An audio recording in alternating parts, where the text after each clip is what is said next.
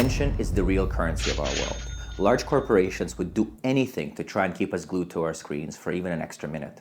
How are we supposed to get stuff done? Let's discuss 3 very simple tricks and a simple yet effective and annoying bonus in the end to keep us focused on the task at hand instead of getting distracted. We all know what we need to do. Our task list is right there on the table. Today I have to do my inbox 0, do a weekly review, and read a chapter of a book. The problem is we get distracted and only get half done.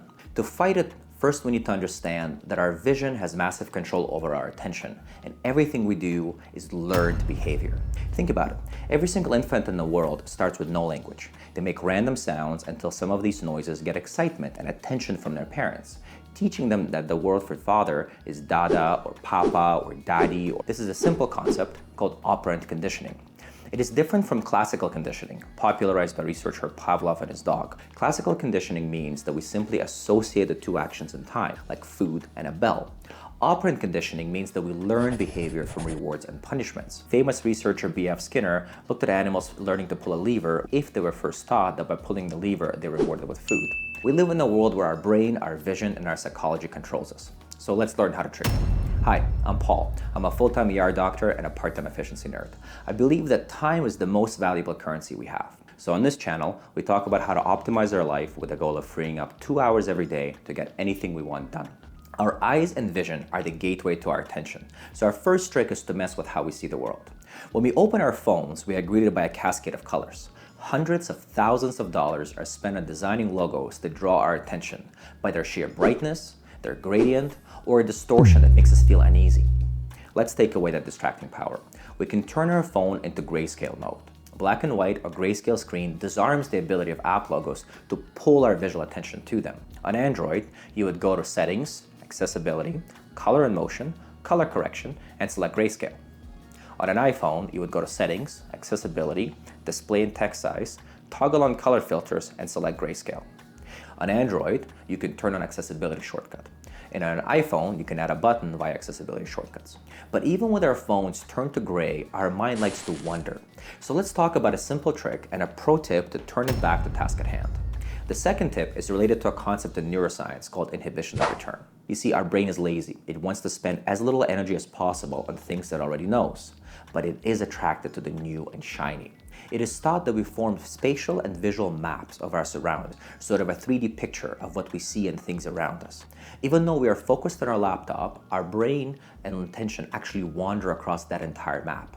That's why you feel the presence of someone when they enter the room, or kind of know that that Red Bull can is behind your right shoulder because you looked at it an hour ago.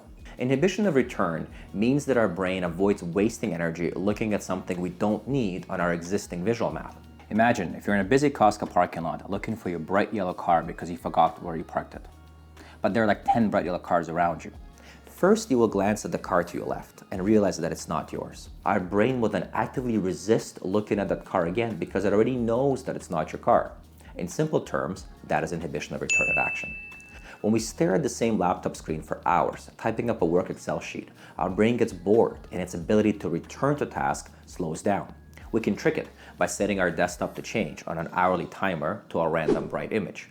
That way, when we are distracted, our vision will note a new wallpaper and switch our attention back to the screen, making it easier to refocus on our tasks. You can get free wallpapers online.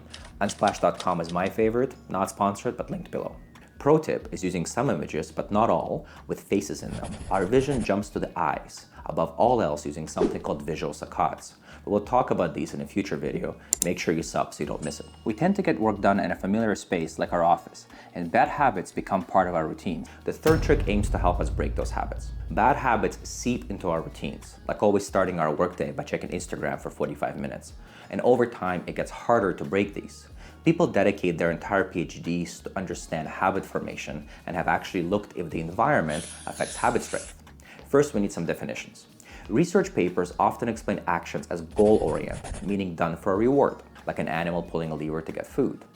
With lots of practice, these goal-oriented actions become separate from that reward and we just do them, even if punished or if the reward does not come.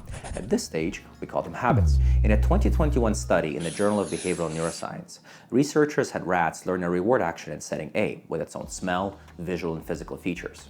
These animals learned to get food by pressing a lever, a goal-oriented action with a reward. Researchers then moved a group of rats to setting B with a different scent, different grades, and different visual markers. The animals repeated the action until it became a habit. They would then continue to press the lever even if they got no food or got negative reinforcement. What the study found is that if they moved the animals back to surrounding A, the habit broke, and pressing the lever needed intent again. If we change our environment, we can break the habit down, become more conscious of it, and eventually extinguish it. One simple method is moving our laptop to the dining room or going to a different setting, like a coffee shop. Simply changing the chair you're sitting on, even if you are in your office, is also effective. A pro tip, though, is using a scent to change our environment. I always burn the same candle when I'm working. I bought a bunch of these Hinoki bonsai candles on sale, and now burning them tricks my brain to be more focused. You can also use a scent dispenser, like this one from Amazon. I'll link a few below. The bonus tip is one that annoys my wife the most. I often find myself distracted and losing track of time when I take a break, like watching a good show can turn into hours. For me, Below Deck and the original UK Love Island are my guilty pleasures. I can't believe I'm admitting that. Maybe you can leave yours in the comments below. So to help me get back into work, I set up an app on my phone that makes a terribly annoying beep every hour. It's really effective in pulling my mind out of procrastination, reminding me that a whole hour has passed and I should probably get back to work. It also works well for ending meetings on time. On Android, one app like that is called Hourly Reminder, and on an iPhone, there are two apps called Hourly Chime. You can make the best goal list for the year and use tricks to stay focused, but habit burnout is real, and failing to reach our goals is often a result of giving up early. Check back to the channel to learn 3 extremely effective methods to avoid habit burnout and actually complete your goals.